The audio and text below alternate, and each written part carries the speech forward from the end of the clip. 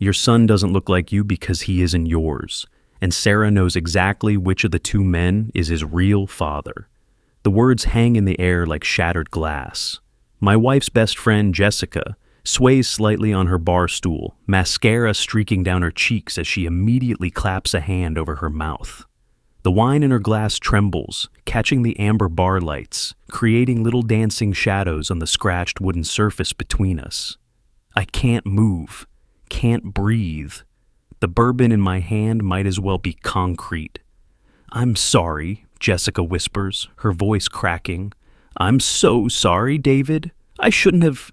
God, I've had too much. I promised her I'd never..." "What are you talking about?" My voice comes out steady, which surprises me. Around us, the Friday night crowd continues their revelry. The bartender wipes down glasses. A couple laughs at something on their phone. The world keeps spinning while mine stops. Jessica's hands shake as she reaches for a napkin, dabbing at her ruined makeup. The napkin comes away stained with black and burgundy, mascara mixed with her lipstick. She folds it, unfolds it, folds it again. A nervous habit I've seen her do 100 times at dinner parties, at barbecues, at Tommy's birthday party just last month. "How long have you known?" I ask. She won't meet my eyes. "Since the beginning, since before Tommy was born." 5 years. 5 years of Sunday dinners, of holiday gatherings, of her holding my son, and knowing he wasn't mine. Marcus? The name tastes like acid. Sarah's colleague.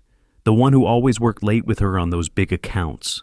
Jessica nods, then shakes her head. Marcus was one, but there was another, before him. During your mom's... She stops, fresh tears falling. During my mother's cancer treatment. When I was flying back and forth to Seattle every week, sleeping in hospital chairs, holding her hand through chemo. When Sarah said she understood, said she'd hold down the fort, said family came first. She kept everything, Jessica continues, her words tumbling out faster now, like a dam breaking. Screenshots, messages, everything. She's paranoid about covering her tracks, but she kept it all. Like trophies or insurance. I don't know.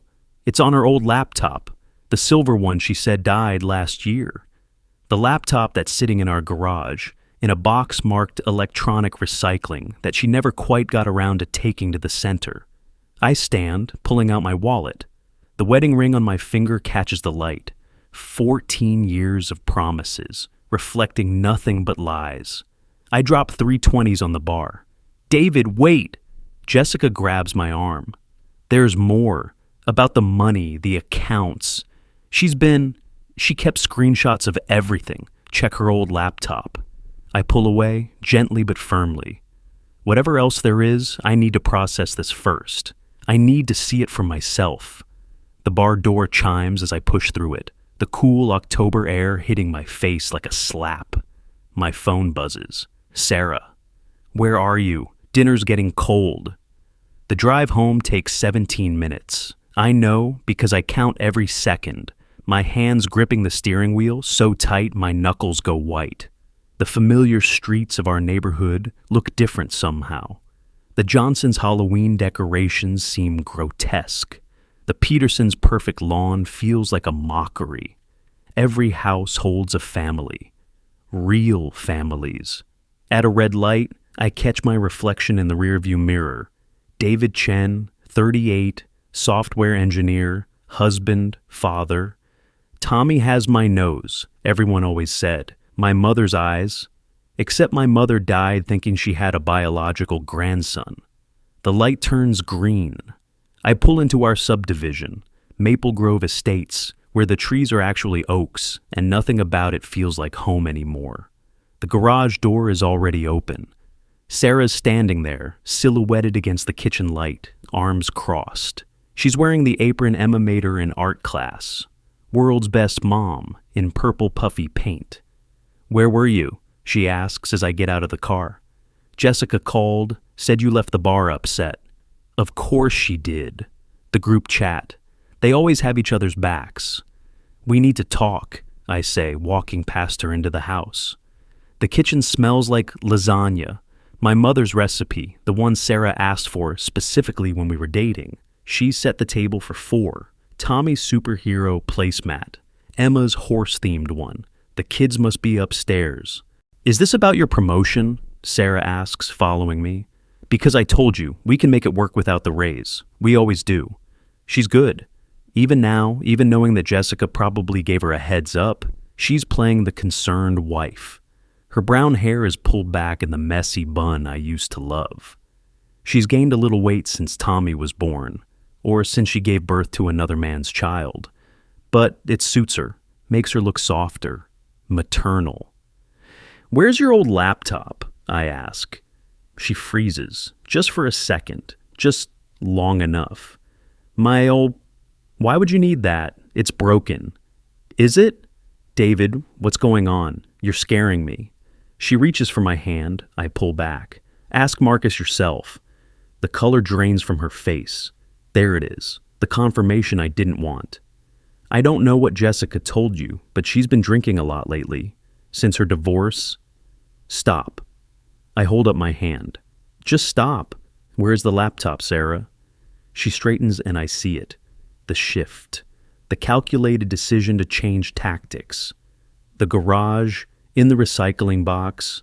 But David, whatever you think you're going to find, I'm already walking through the kitchen, past the refrigerator covered in family photos. Our wedding, Emma's first day of kindergarten, Tommy at the beach last summer, laughing as a wave catches him. All of it a museum of lies. The garage is cold. October in Michigan always is. The recycling box sits in the corner, underneath old paint cans and Christmas decorations. The laptop is at the bottom, wrapped in a towel, the silver MacBook she got for her birthday 6 years ago. I remember because I surprised her with it, spent 2 months saving. David, please, let's talk about this. The kids are asleep? Yes, but then we have time. I take the laptop inside, set it on the kitchen counter. Sarah hovers, wringing her hands. The computer powers on immediately. So much for being broken. I can explain, she starts. Password. David. Password, Sarah, she tells me. Emma's birthday followed by Tommy's. Our children's birthdays protecting her secrets.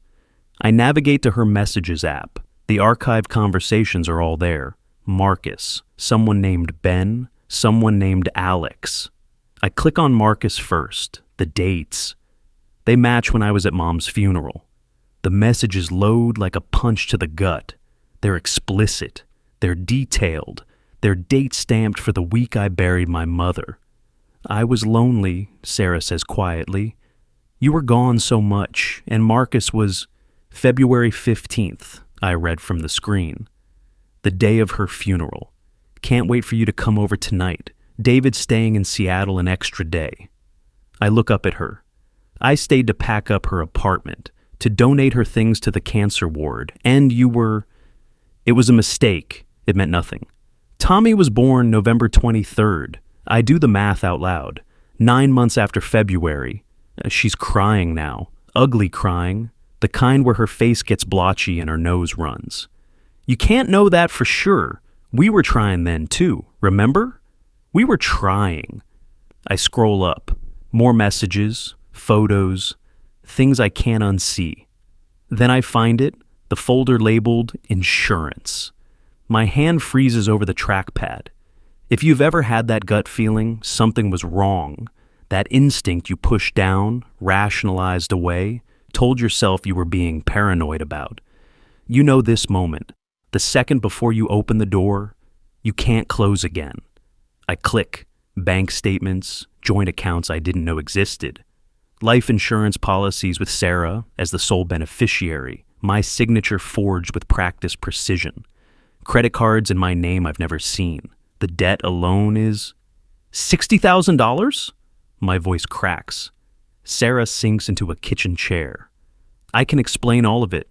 $60,000, Sarah, in credit cards I didn't open. I was going to pay it back. My mom's inheritance. Your mom is still alive. When she dies, eventually. I keep scrolling. There's more. So much more. 5 years of deception cataloged and archived like a business ledger. Screenshots of conversations with Jessica about keeping the secret, with her sister about which lies to tell, with Marcus about DNA tests and legal rights. Wait, there's a folder labeled insurance. The real insurance folder is worse. Photos of us that she's edited. Documents she's prepared in case of divorce. False accusations outlined like a playbook. She's been planning for this possibility for years.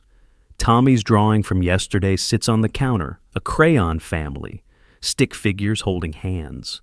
Daddy is drawn biggest, with a huge smile. For the best daddy, scrawled in his 5-year-old handwriting.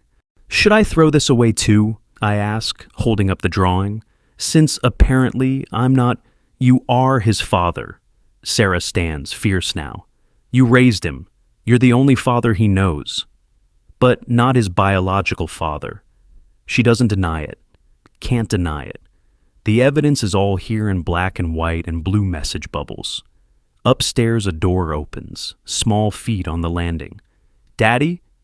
Emma's voice sleepy and confused. Is everything okay? I close the laptop. Look at Sarah. She's still crying, but silently now, her hand over her mouth just like Jessica at the bar.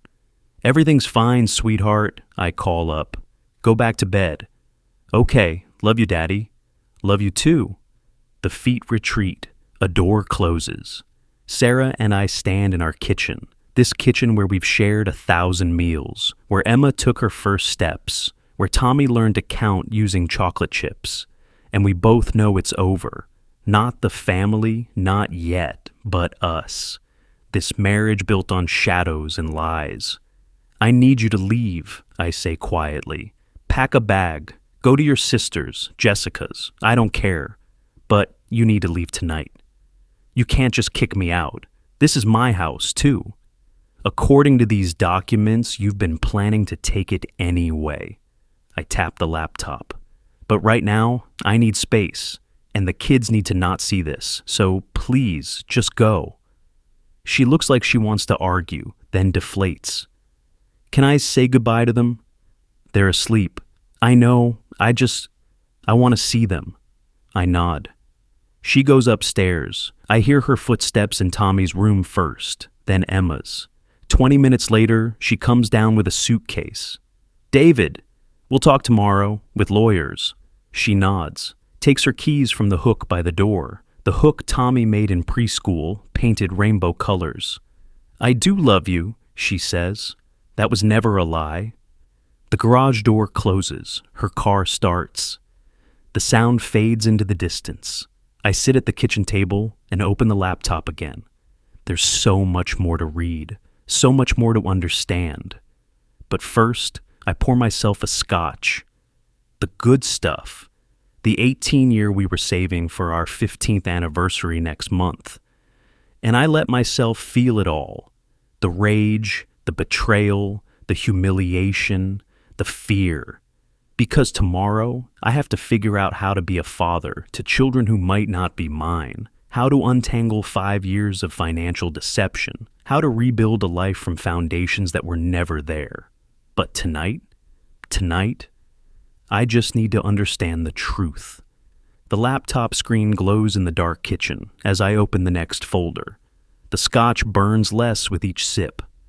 I've been reading for 3 hours now, each message another cut, another revelation. The laptop's battery warning pops up. 20% remaining. Fitting.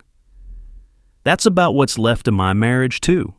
I discover Ben was before Marcus, during our rough patch 3 years ago, when we did couples counseling. Dr. Patterson said we were making great progress. Sarah cried in those sessions, said she wanted to save us. Wednesday afternoons, 1 to 2 p.m. Ben's messages show different timestamps. Wednesday afternoons are perfect. He thinks I'm at therapy. The house creaks the way it does at 3 a.m. The ice maker rumbles. The dishwasher I forgot to start sits full of the dinner plates we'll never use together again. On the refrigerator, held by an alphabet magnet D for David, is the family calendar. Soccer practice. parent-teacher conferences. Date night, crossed out and rescheduled 3 times. I find the email about the fertility clinic. We went when trying for Emma. I remember the tests, the awkwardness, the hope when they said everything looked good. Sarah saved the email, but there's another one, sent only to her, dated the same day. Per your request, we've updated the records. Your husband won't receive this correspondence. My phone buzzes. Jessica. I'm so sorry. Please don't hate me. I couldn't watch anymore. Then another. Check Tommy's birth certificate, the long form one. I know where Sarah keeps important documents. The fireproof safe in our bedroom closet. The combination is our anniversary date, January 15th. The irony isn't lost on me as I turn the dial. Inside, passports, social security cards, insurance policies, birth certificates. I pull out Tommy's. The standard one looks normal, but behind it is another document. A paternity affidavit signed by Marcus Webb, dated 2 weeks after Tommy's birth. Never filed. Tommy drew this for you yesterday. Should I throw it away too? The drawing is still on the counter when I come back downstairs. His stick figure family. Now I see what I missed before. He drew himself holding my hand, not Sarah's. Kids know things, even when we think we're protecting them. The sun starts coming through the kitchen windows. October sunrise, painting everything gold. Any other Saturday, Sarah would be starting coffee. I'd be planning pancakes. The kids would tumble downstairs any minute. The kids. I start the coffee maker, the expensive one Sarah insisted we needed, the grind and drip familiar, automatic. I pull out the pancake mix. Normalcy. They need normalcy. Dad? Emma stands in the doorway, already dressed. 8 years old going on 30, Sarah always said, Morning, sweetheart. You're up early. Where's Mom? I pour batter onto the griddle. She had to go to Aunt Janet's. Something came up. Emma watches me. She has my mother's eyes. Or does she? Can I trust anything now? Dad, why were you sleeping in your car? I wasn't, but I look outside and see my car doors are unlocked. She saw me through her window. 3 a.m., sitting in the driver's seat, trying to decide whether to drive away or stay. I was just thinking, Em, sometimes grown-ups need thinking space. Were you and Mom fighting? The first pancake is ready. I slide it onto her horse plate. Want strawberries? She nods but doesn't let it go. Tommy heard yelling. Is he awake? He's scared to come down. My chest tightens. Why don't you go tell him we're having special Saturday pancakes with chocolate chips? It's not Saturday, it's Friday. Right? Friday? Sarah left on a Thursday night. Time isn't working properly. Even better. Friday special pancakes. Emma takes her plate but stops at the doorway. Dad, are you and Mom getting divorced? The word hangs there like a blade. Let's just have breakfast, okay?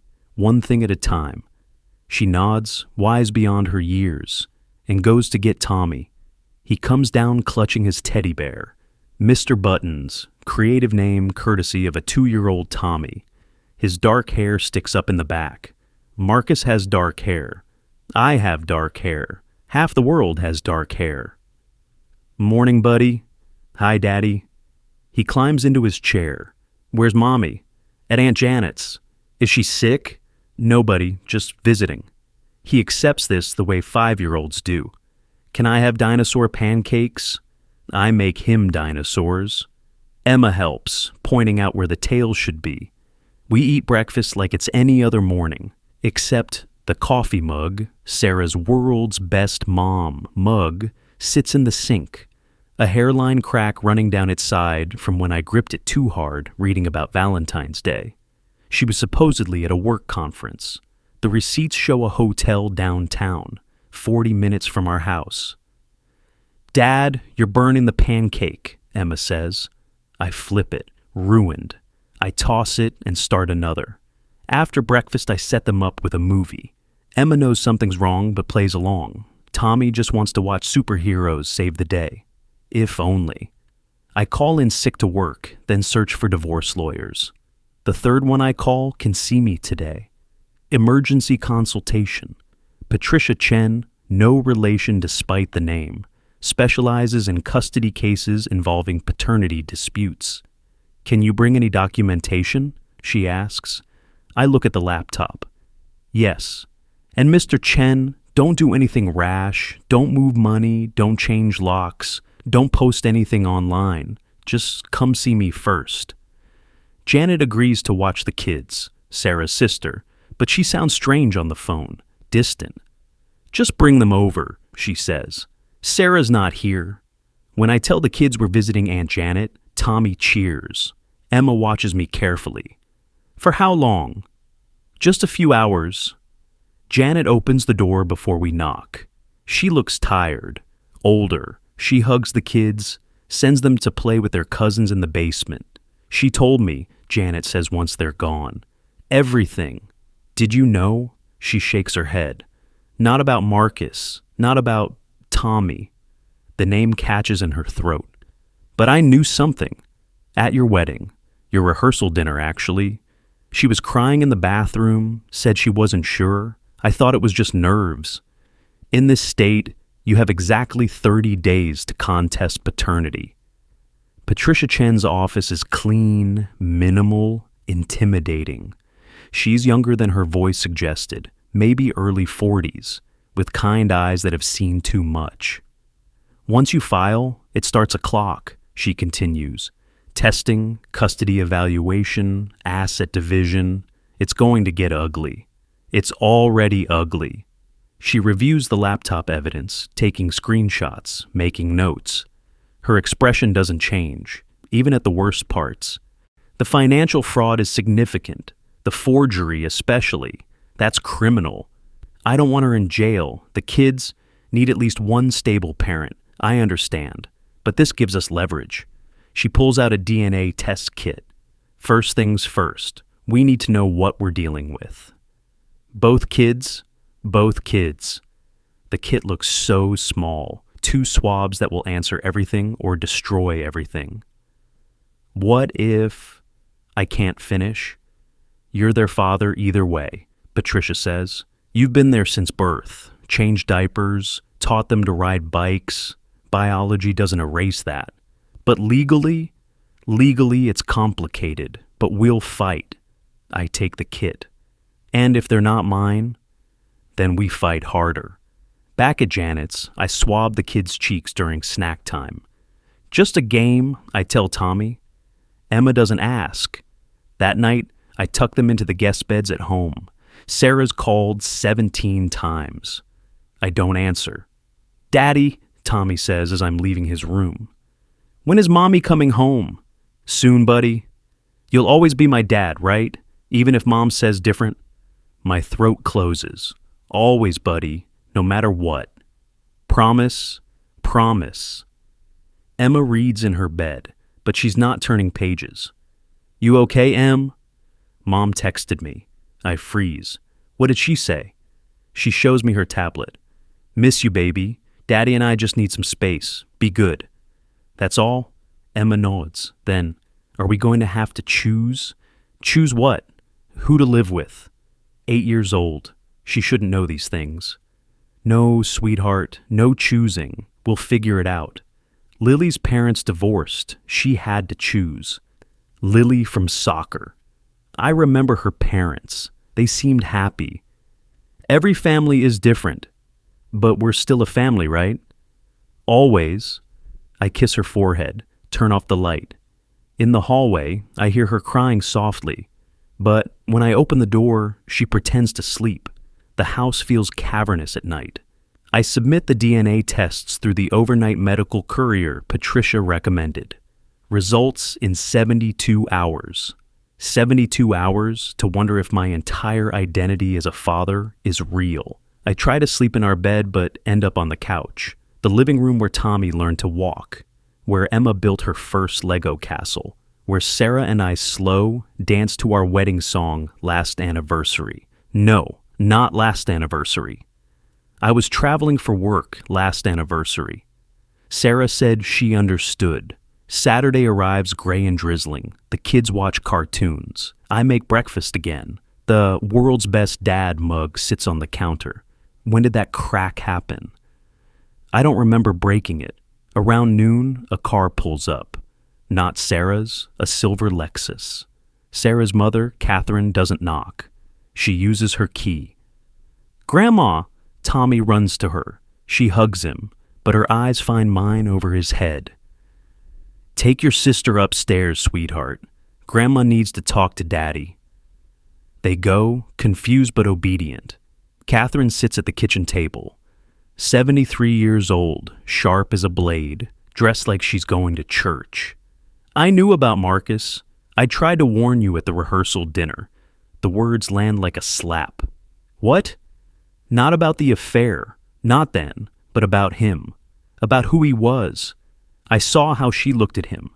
How he looked at her." She pulls out an envelope from her purse.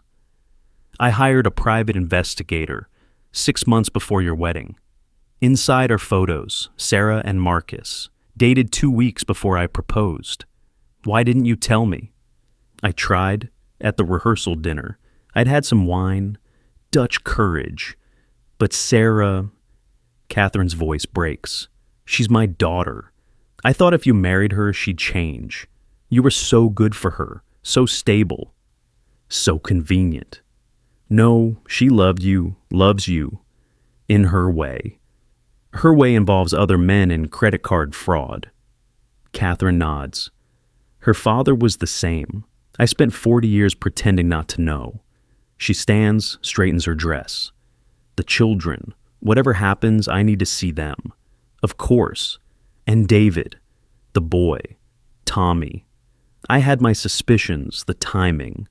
But you're his father, the only one who matters." She calls the kids down, gives them candy she's not supposed to have, tells them stories about their mother as a child. Normal grandmother things, except nothing is normal.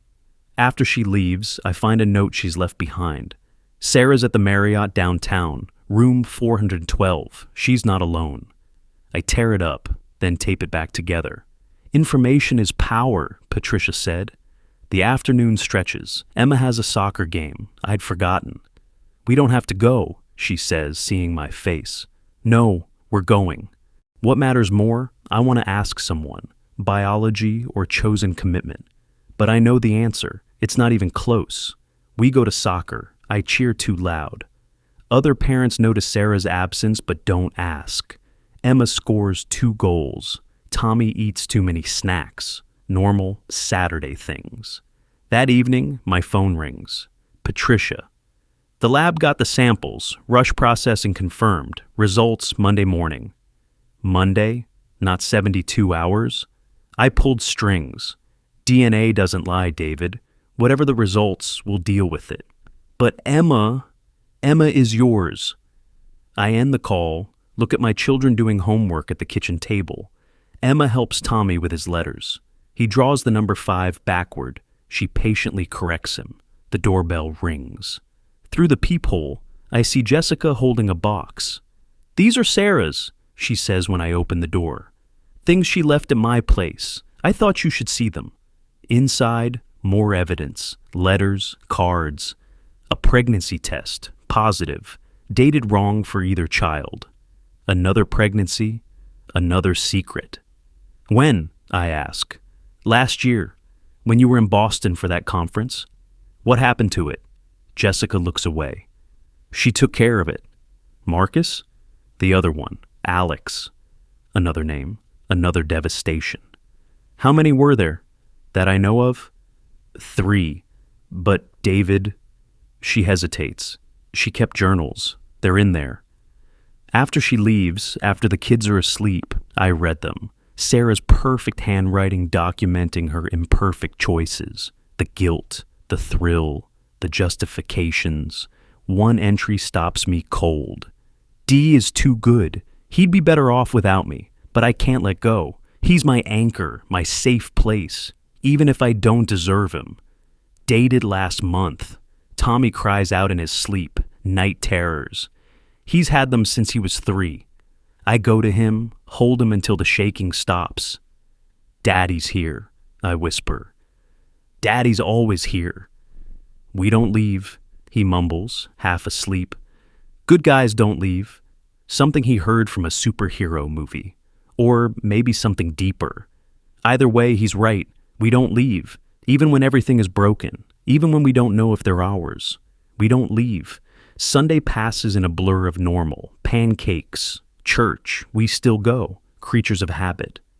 Tommy fidgets. Emma sings the hymns perfectly. People whisper but smile at us. After service, Pastor Williams pulls me aside. Whatever you're going through, he says simply, the kids come first. Always. And David, forgiveness isn't for her. It's for you. I nod, but forgiveness feels like a foreign language right now. Monday morning comes too fast and too slow. Patricia calls at 8 a.m. sharp. Can you come in? Bring the children. The results? In person is better. Janet takes the kids to school. I promise to pick them up after. Normal Monday things, except my hands shake the entire drive to Patricia's office. She has coffee waiting. Good coffee. The kind Sarah would have loved. Let's start with Emma, Patricia says, sliding a paper across her desk. The words blur, then focus. Probability of paternity, 99.9%. Relief floods through me so hard I actually sob, once, then catch myself. But Emma is yours. Patricia slides the second paper. Probability of paternity, 0%. Tommy, not mine. Confirmed in black and white with scientific certainty. I know this is difficult. He's still my son. Legally, that's complicated. Michigan law, I don't care about Michigan law. He's my son. Patricia nods. Then we fight. But you need to know what we're up against. Marcus has rights if he chooses to exercise them. The affidavit he signed was never filed. Legally meaningless unless we can prove coercion or agreement. My phone buzzes. Sarah. We need to talk, please. Then another. I know about the tests. How could she know? I ask Patricia. Did you use your insurance? The medical courier, the lab, paper trails. She's smart, Patricia says. We need to be smarter. I've drawn up a preliminary custody arrangement. Given the financial fraud and infidelity, we have strong grounds. But David, she's going to fight for Tommy. Over my dead body. Let's avoid that. There's a mediation option, less traumatic for the children. That afternoon, I pick up the kids from school. Tommy runs to me, backpack bouncing, gap-toothed grin wide. Daddy, I drew you at school. Another family portrait. This time, I'm a superhero. It's perfect, buddy. Emma hangs back watching. In the car, she asks, Mom called the school. They wouldn't let her talk to us. Why? It's complicated, Em. Everything's complicated now. At home, there's a package on the doorstep. Legal papers. Sarah's filed for custody, full custody of both children. Abandonment, it reads.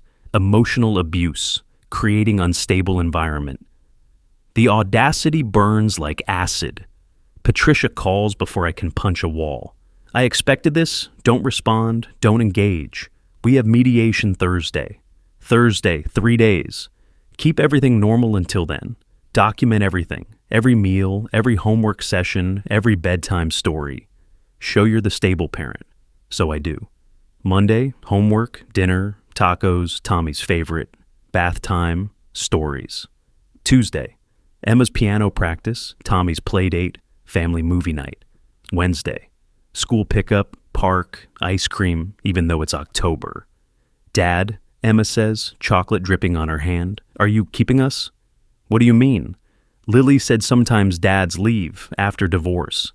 No X, no Y, just Z, I tell her, remembering something her teacher says.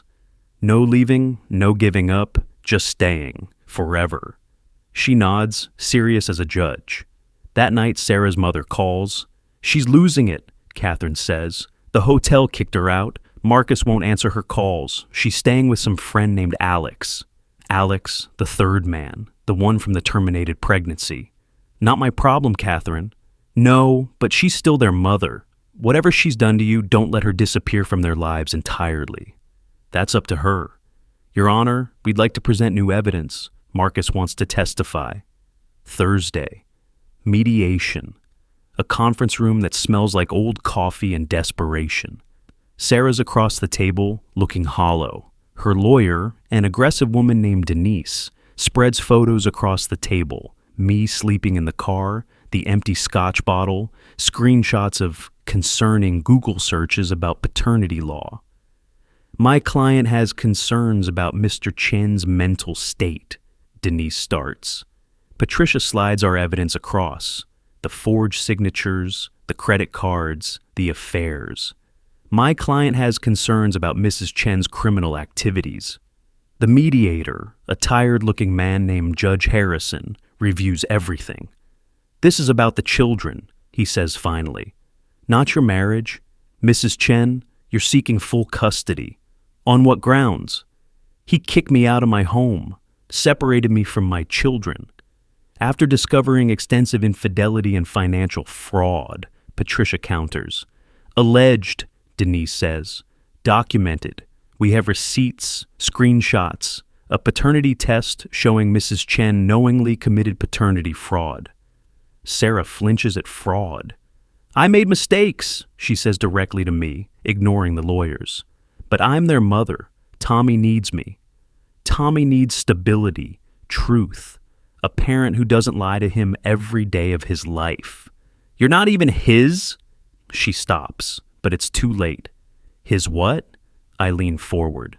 Father? Who taught him to ride a bike? Who sits with him through night terrors? Who's been there every single day while you were with Marcus, or Ben, or Alex? The door opens. A clerk whispers to Judge Harrison. It seems we have an unexpected development. Mr. Webb, Marcus Webb, is here. He's requesting to make a statement. Sarah goes white. Marcus enters looking like he slept in his suit. He won't meet anyone's eyes. Mr. Webb, Judge Harrison says, you're not party to this mediation. I know, but I have information about Tommy, about paternity. Patricia stands. We'd like to hear this. Marcus pulls out a check, worn, like it's been folded and unfolded 100 times. I never wanted kids.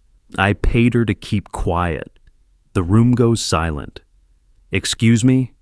Judge Harrison leans forward. When Sarah told me she was pregnant, I wrote her a check, $50,000, to take care of it, to go away, to never contact me. He finally looks at Sarah. She kept the baby and the money. That's not... You said... Sarah's crying now. I have the canceled check and texts, her promising to handle it, her saying I'd never have to be involved. He slides papers to the mediator. I want it on record, Marcus continues. I surrendered any parental rights. I want nothing to do with Tommy. David's been his father. David should stay his father. You can't just... Sarah starts. I can and I am. I'm getting married next month. My fiancé doesn't know about any of this. I want it to stay that way. He leaves, just walks out. 5 years of secrets demolished in 5 minutes. Judge Harrison reviews the new evidence. Mrs. Chen, you took money to terminate a pregnancy, kept the child and the money, and never informed your husband he wasn't the biological father? Sarah's lawyer whispers furiously in her ear.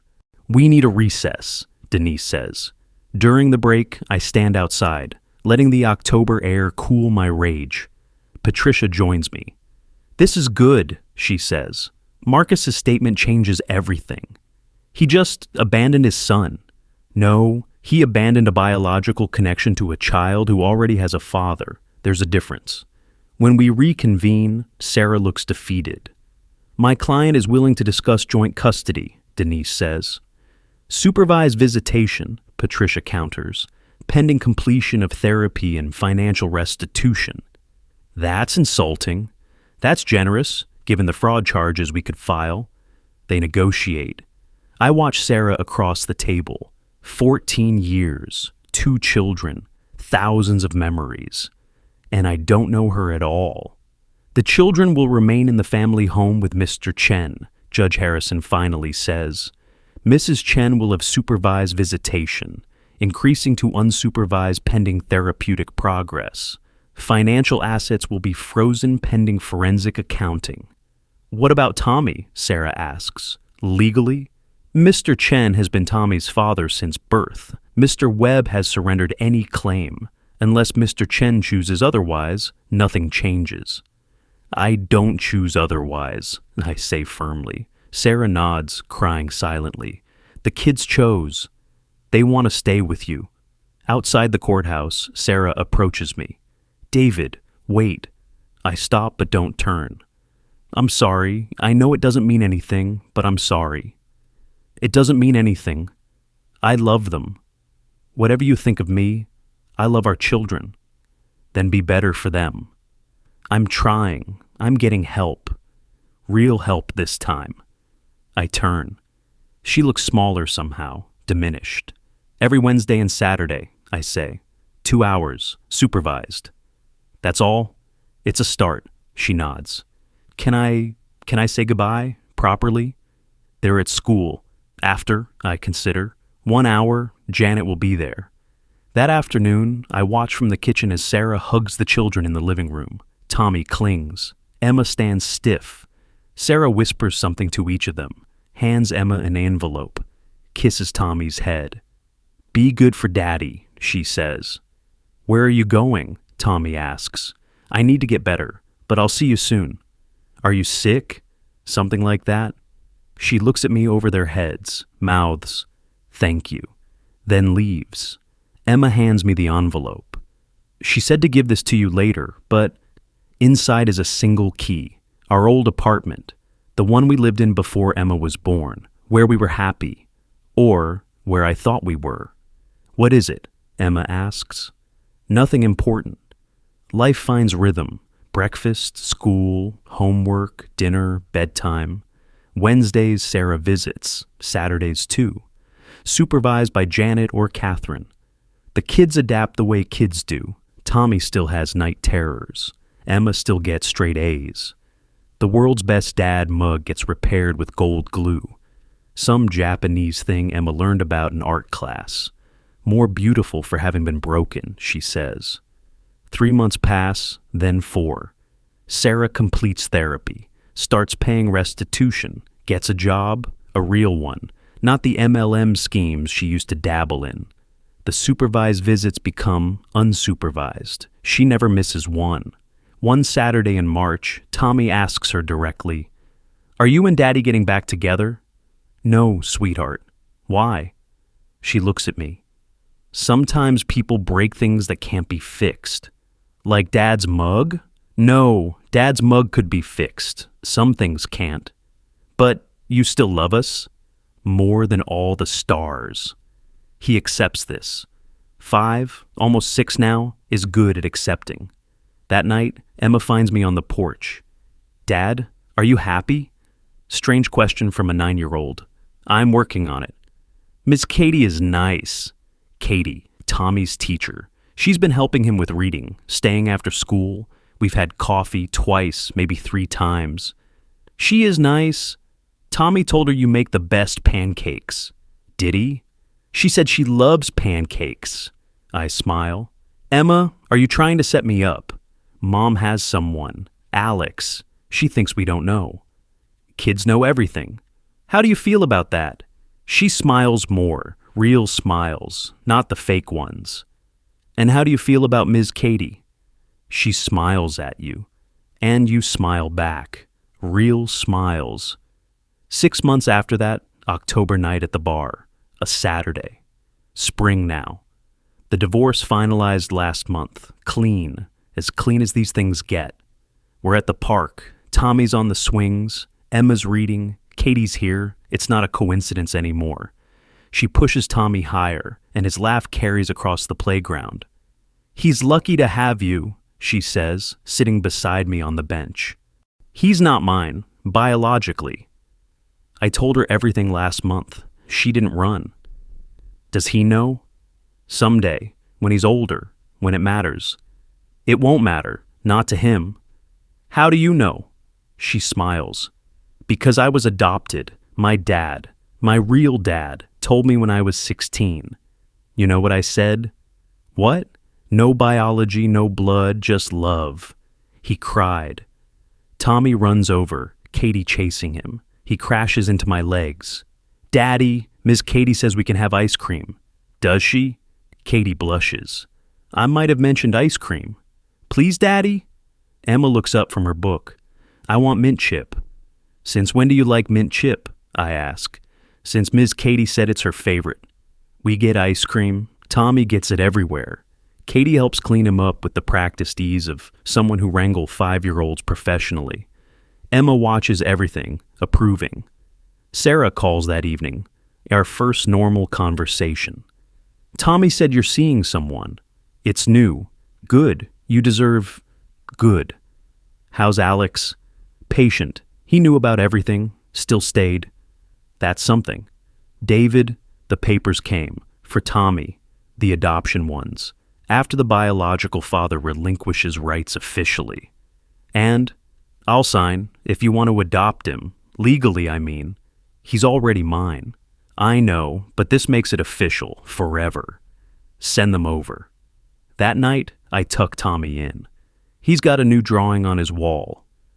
Our family, but bigger now. Me, him, Emma, and a stick figure with yellow hair labeled Ms. Katie. Dad, he asks, is Ms. Katie our family now? Would you like her to be? She makes you laugh, and she knows all the superhero names. That's important. Very important. I kiss his forehead. Sleep tight, buddy. Dad? You know how superheroes say, we don't leave? Yeah? That's you. You didn't leave. Never will. In Emma's room, she's already in bed but awake. Good day? I ask. The best. Emma, thank you. For what? For being so grown up through all this. For helping with Tommy. For understanding. I'm 9, Dad. I'm not that grown up. No, you're exactly as grown up as you need to be. Dad, the new house rule about truth? We made it together. Total honesty, even when it hurts. What about it? I love you. That's my truth. I love you too, Em. Downstairs, I clean up the day's chaos. Backpacks, shoes, Tommy's superhero figures scattered like tiny guardians. The kitchen still smells like the cookies Katie helped them bake. The world's best dad mug sits on the counter, its gold-sealed cracks catching the light. Emma was right, more beautiful for having been broken. My phone buzzes. Katie. Thanks for today. Tommy asked if I could come to his soccer game next week. I type back, we'd love that. Then another text. A photo. She'd taken it at the park without me noticing. Emma reading, Tommy on my shoulders, me laughing at something he'd said. A real family.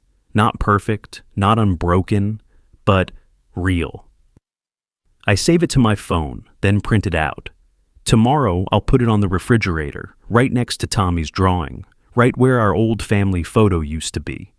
The house settles into nighttime quiet.